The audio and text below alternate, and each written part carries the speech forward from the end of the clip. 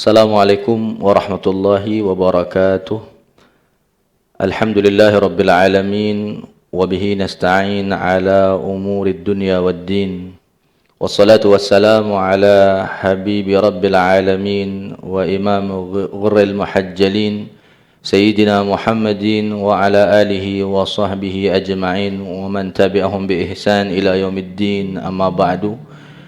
Para pemirsa yang dimuliakan Allah, melanjutkan kajian fikih kita dari kitab Safinatun Najah, kita sampai kepada pembahasan tentang tata cara mandi wajib dan juga mandi sunnah.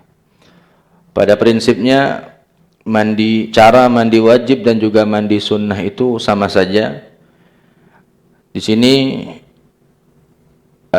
Syekh Salim bin Sumer Al-Hadrami menuliskan tentang rukun-rukun yang harus dikerjakan di saat mandi. Ini berlaku baik itu mandi wajib ataupun mandi sunnah.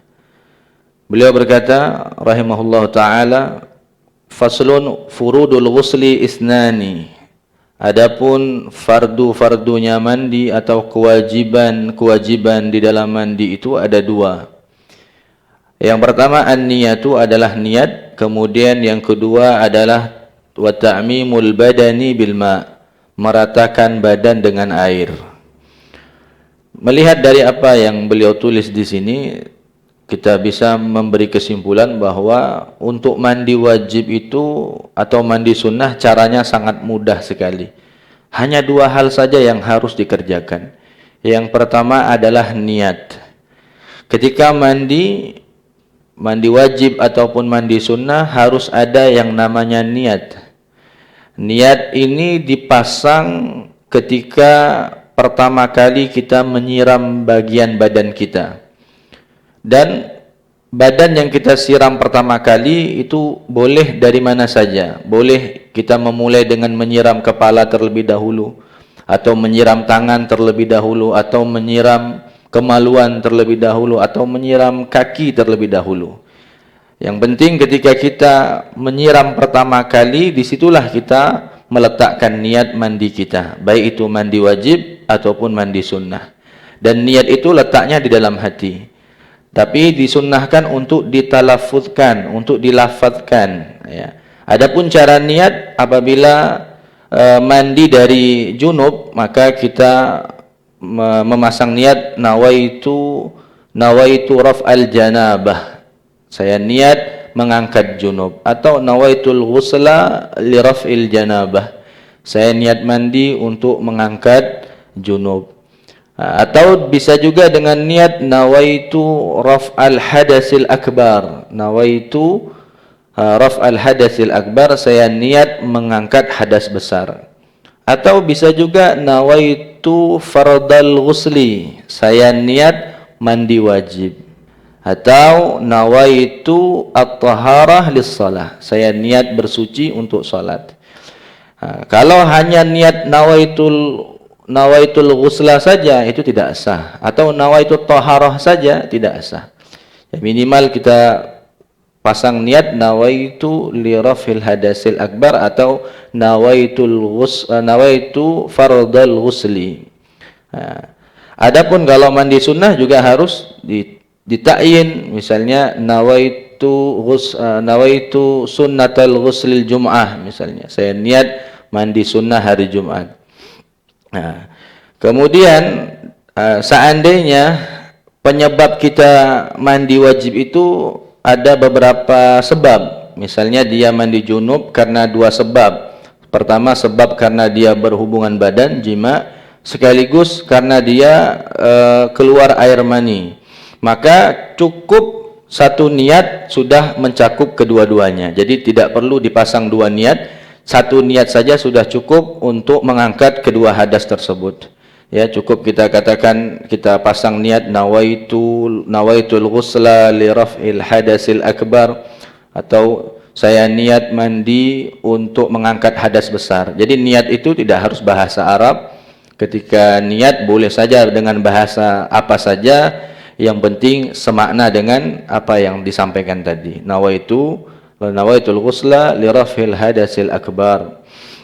Nah, kemudian ketika kita ingin menggabung antara mandi wajib dengan mandi sunnah, itu juga diperbolehkan. Misal ketika di hari Jumat kita dalam keadaan junub, kita juga ingin sekaligus mandi sunnah Jumat, maka boleh dipasang dua niat dalam satu mandi itu. Ya, saya niat mandi untuk mengangkat hadas besar dan juga untuk mandi sunnah Jumat, maka dapat kedua-duanya sebagaimana yang dikatakan oleh Imam Rusli, Ibnu Rusli dalam Safatuz Zubad, wa inna wa fardan wa naflan hasala aw fa bi kulli mislahu tahassala. Seandainya dia berniat mandi wajib, suatu yang wajib dan sunnah, ya, maka dapat dua-duanya, atau sama-sama yang mandi sunnah digabung, dua mandi sunnah digabung juga bisa dapat dua-duanya. Nah, kemudian rukun yang kedua atau kewajiban mandi yang kedua adalah ta'mimul badan bil ma, meratakan badan dengan air. Artinya kita diwajibkan untuk menyiram seluruh badan kita dari ujung kepala sampai ujung kaki, pastikan jangan sampai ada bagian badan yang tidak terkena air. Itu menjadi kewajiban yang kedua. Oleh karena itu disunnahkan, termasuk yang disunnahkan adalah memperhatikan bagian-bagian badan di saat mandi itu, bagian-bagian badan yang berpotensi tidak terkena air, yang dikhawatirkan tidak terkena air ketika disiram. Semisal bagian ketiak, kemudian bagian antara paha, kemudian bagian lutut belakang, kemudian yang di belakang telinga. Ya, bagian-bagian lipatan-lipatan badan yang dikhawatirkan tidak terkena air itu harus mendapat perhatian lebih ketika mandi wajib ataupun mandi sunnah. Nah, itu adalah dua kewajiban yang harus dilakukan ketika mandi wajib dan juga mandi sunnah. Oleh karena itu, untuk mandi wajib itu atau mandi sunnah itu caranya gampang sekali. Yang penting ada niat, kemudian membasahi seluruh badan dengan air, yang menyirami badan seluruh badan dengan air, maka sudah sah mandi wajibnya atau mandi sunnahnya. Nah, jika ingin mendapatkan kesempurnaan di dalam mandi wajib atau mandi sunnah, maka hendaknya melakukan kesunahan-kesunahan yang ada di dalam mandi. Semisal at-tasmiyah, membaca bismillah, kemudian bersiwak, kemudian mandi disunnahkan dalam keadaan berdiri, kemudian ketika mandi itu disunnahkan untuk menghadap ke arah kiblat. Ketika mandi disunnahkan sebelum mandi membasuh kedua telapak tangan terlebih dahulu, kemudian berkumur-kumur, kemudian istinsyak, memasukkan air ke dalam hidung, kemudian disunnahkan untuk kencing terlebih dahulu sebelum dia mandi, untuk supaya mungkin ada, maaf misalnya itu karena sebab mandinya itu karena sebab keluarnya air mani. Jadi supaya memastikan air mani itu keluar semua, maka sebelum mandi disunnahkan untuk kencing terlebih dahulu. Kemudian disunnahkan juga untuk menghilangkan kotoran-kotoran yang ada di kemaluannya. Kemudian berwudu sebelum mandi atau sesudah mandi atau di tengah-tengah mandi, disunnahkan kita untuk berwudu. Kemudian memperhatikan bagian-bagian tubuh yang dikhawatirkan tidak terkena air. Kemudian disunnahkan takhlilus sya'ar, menyela-nyela rambut dengan jari-jarinya. Kemudian juga disunnahkan ketika mandi itu tidak hanya disiram tapi juga digosok badannya. Lalu disunnahkan untuk membasuh yang sebelah kanan dulu baru yang sebelah kiri. Dan disunnahkan untuk ketika mandi itu membasuh sebanyak 3 kali. Lalu disunnahkan juga mualah, berkesinambungan antara satu basuhan dengan basuhan yang lain.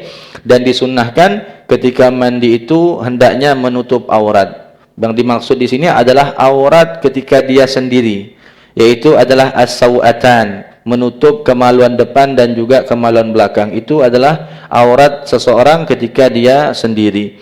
Lalu disunnahkan juga dia untuk memakai air tidak terlalu sedikit, ya, karena dikhawatirkan airnya kurang.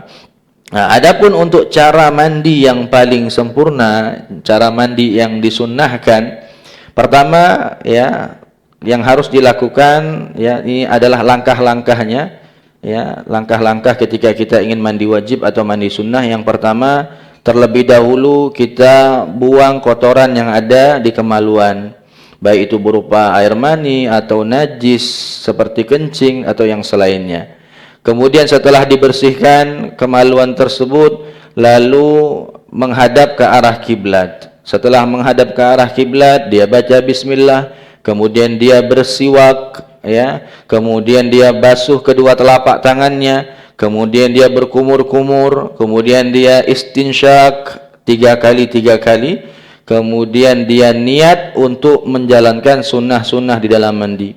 Setelah itu dia membasuh kemaluannya dan yang ada di sekitar kemaluan dengan niat, langsung memasang niat untuk raf'ul janabah, niat untuk mengangkat junub. Jadi ketika dia membasuh kemaluannya itu, disitulah dia niat untuk mandi junub. Kenapa dianjurkan untuk dimulai dengan membasuh kemaluan? Karena supaya nanti ketika di tengah-tengah mandi dia tidak perlu lagi untuk memegang kemaluannya, sehingga wuduknya pun tidak menjadi batal. Karena ketika kita mandi wajib itu otomatis tidak hanya mengangkat hadas besar, tapi juga mengangkat hadas kecil. Jadi selepas mandi wajib kita boleh langsung sholat tanpa berwuduk kembali, tapi dengan catatan di saat mandi itu kita tidak melakukan hal-hal yang membatalkan wudhu, semisal memegang kemaluan atau kencing. Kalau seandainya kita melakukan hal-hal yang membatalkan wudhu di saat mandi itu, maka selesai mandi kita harus wudhu kembali kalau ingin sholat. Oleh karena itu di saat mandi disunahkan, dianjurkan yang dibasuh pertama kali adalah bagian kemaluannya, agar ketika di tengah-tengah mandi tidak perlu lagi untuk menyentuh kemaluannya.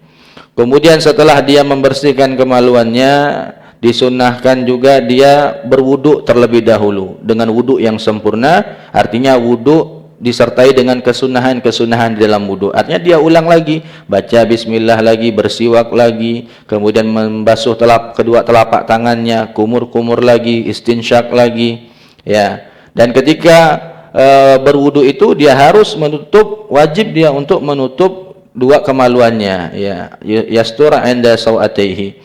Kemudian setelah dia berwudu, langkah selanjutnya dia membasahi kepalanya dengan air, menyiram kepalanya dengan air.